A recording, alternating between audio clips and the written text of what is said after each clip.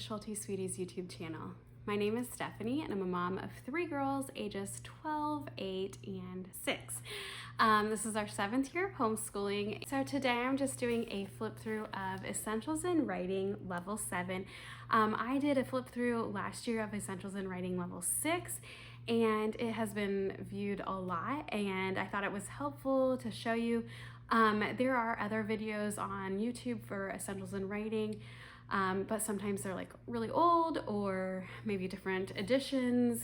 And so I just wanted to give you a flip through of Essentials in Writing Level 7 and show you like what the program's like and how it kind of looks day to day. I've been really trying hard to show Essentials in Writing and kind of talk about it. So this is a flip through and kind of giving you a little bit more of an idea of Essentials in Writing Level 7. So my daughter used Level 6 last year in the spring semester. We did not complete it all because of we were only doing it spring semester, but I wanted to move her into Level 7 this year. We actually have also purchased like around the springtime, you can purchase the grading option for like any of the papers and things for level, I think it's level 6 or 7, I think that you can start at. And then it's about $100, and it starts in the fall, and you can turn in papers pretty much as often as you want, as long as like there's nothing being graded at that time.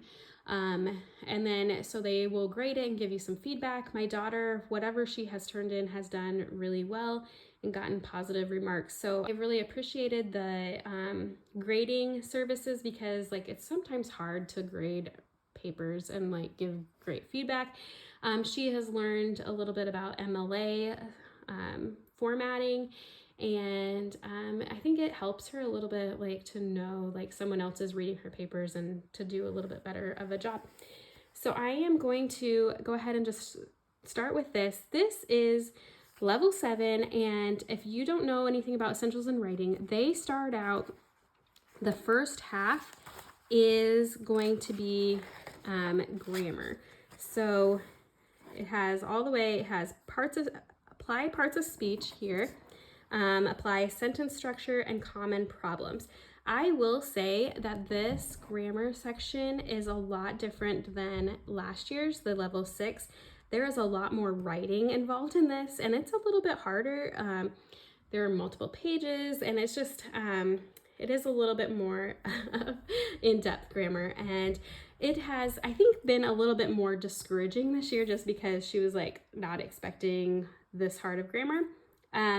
She has worked really hard on the grammar, but right now I have actually really told her that this second semester I want her to focus more on the composition, because that's really what I'm using Essentials in Writing for. She has another grammar program that she uses. It's called Fix It Grammar from IEW. And so like this is kind of just an extra grammar, and we were alternating, like she would do a grammar page and then like a writing page back and forth for a semester. Typically they really would encourage you to just do the grammar first and then move on to the writing, but last year it worked well with her to alternate, and now we're really just focusing on the writing because I want her to be able to turn in as much as possible. So then with the writing, you're going to be about halfway through. There might be more writing in here technically, but then you go on to paragraphs, personal narrative, persuasive business letter, expository essay, and then you got a descriptive personal letter, and then a research project. And they had some of these similar things, not quite the exact same topics and things that they worked on last time, but there are a few new things. I think the persuasive business letter is new this year, and I think the personal letter might be new. I'm not quite sure. But they did have the research project last year. So what this is a program where they typically will give you like a subject and let you kind of go off on that. But they also say if you don't like that subject, you can totally switch things up and change the subject if you want to on your paper. But the most important thing is to like kind of, you know, do the brainstorming and different things and doing what you need to do to create that page and things. So I'm just kind of flip through and give you like a rundown on how things work. So most part it's mainly black and white, but there are a few like little, like that's supposed to be the one who created it. So there's a few graphics in here that are colorful, but for the most part, it is black and white and then a little bit of red. So I'm just kind of flipping through. This is just some of the grammar. I'm trying not to show you too many of her pages, but there is a lot more writing in here if you can't tell. It's like rewrite this paragraph, edit and rewrite the paragraph and things. So these are some of the ones that she has not done. It kind of like, you know, threw us a little bit for a loop because the grammar section had way more. So there is like, sometimes it tells you to complete assessments. We did not get the assessments this year. We rarely used them last year. So I just thought you can save a little bit of money by not doing this. And actually I purchased this PDF because it's a little bit cheaper to be able to print my own, and I don't mind printing and binding my own. So that's what we did just to save a little bit of money. You can get it printed and sent to you. And then you can also have access to their videos. You would need to check for yourself, but you have access to these videos. And then if you need to use this, if you want to use this again for future children, I think that they will give you the videos again, like let you renew your subscription to the videos. So it's nice that that is an option as well. So this is just another page of grammar. A lot of times the pages are like you have day 2 here, and then day 3 and day 4. So then usually at the beginning, just kind of flipping through some, you will have like a video to watch at the beginning, like day 1. Sometimes you might have other videos, but then a lot of times it's just moving on to day 2, day 3. And then you have a video at the beginning of a new lesson. So this is a lot more of the grammar, rewriting a lot of the paragraphs. So they are doing quite a bit of writing in just the grammar section. And some of the things that she has done in these grammar pages, she can turn in for the grading services. Not every grammar lesson, but some of them. So now I'm going to flip through here and show you just like, I mean, they're still doing a lot of grammar here. So this is where you will have like a stop, complete unit 1, comprehensive assessment. We didn't do that, but you can get the assessment book. And then this is where unit 2 starts the composition. And so you have, these don't as often have like day 1, day 2. You are just kind of moving through the lessons on these. So it doesn't have like, you do this day 1. I do appreciate that they have like the grammar broken up into day 1, day 2. So you're not like stressed and doing it all in one day and stuff. But these are like, you would start, like this one is revise, and then and you're gonna do your final draft, but then like, and then it has like a check sheet as well. So this is at the end of a lesson.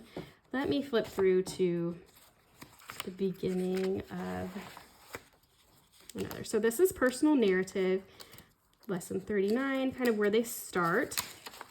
And then, so they're going to go through dialogue here. And so she has had to do some different things about dialogue. She types some of this out. That's why this is blank. She has done this already. And then she's had to go through some of this and edit and add in dialogue because these stories didn't have any dialogue. So she's telling a personal narrative, and so she's going to have to brainstorm here. This is the next step, brainstorming. And then she's going to organize her thoughts on her personal narrative. And then the next lesson would be hook and draft. So she's got to come through and read through these. There's usually another video on this subject, and so it kind of goes through that with the videos, and then talks about like what some things that she needs to remember. Then she's going to revise her word choice. Like it says, like in the draft, I didn't want to get all wet, but then you revise it to I didn't want to get all soaked. So you're using some different word choices there. Tells you to revise your draft. Then you're going to revise your sentence structure. Just kind of going through the sentences and seeing, you need to add dialogue. So like if you haven't added much dialogue, you know, the stories can be kind of like boring and empty. And so it tells you how like you need to go back through and add some extra dialogue in. So she will likely, instead of rewriting this every single time, she will like type it out, I'm sure. She just prefers it that way, and I just let her do it. And then it goes through the final draft and what you need to do, handwritten or typed, tells you how to do that. And then it goes through and you're supposed to read through it and check it out. And we can also send this in. If you are not sending it in, it has a checklist. So then I could go through this and kind of go through and check off if she has done those things. And here is how like the rubric is. And this is, I think this is similar to their online, their grading. And so like, you know, I could either grade it this way or I could turn it in, which I really love turning it in. They also have extra practices. I don't typically make her do these extra practices because it's kind of a lot to go through, even just, you know, writing the papers out and everything. So I don't typically make them do that. And then, you know, then they're going to move on to the next thing. So she is getting pretty close because she's in her personal narrative right now. So she's getting close. She'll have a business letter this semester, and then expository essay, and then her research project. She really loved her research project last year. She did it, it was a research project on restaurants. And so she did it on Olive Garden, and she really enjoyed it. And she created like a poster and got to write out different things. So kind of presented it to us too. That was fun to be able to have her do that. So I will likely have her do that again because she enjoys those things. So that is pretty much what it is like for Essentials in Writing Level 7. I do think this is really grade appropriate. I appreciate like how they teach writing. I really think it's done her a great service with like, especially the writing portion of this. She hasn't been thrilled with the grammar, but I do appreciate that they do include that as well. The videos are great and pretty short, usually about 5 to 7 minutes long. And he goes through it and he's pretty entertaining. My daughter hasn't complained about him, at least. So that is Essentials in Writing. So thanks for joining me today, and I hope you have a great day. Don't forget to like and subscribe to my channel.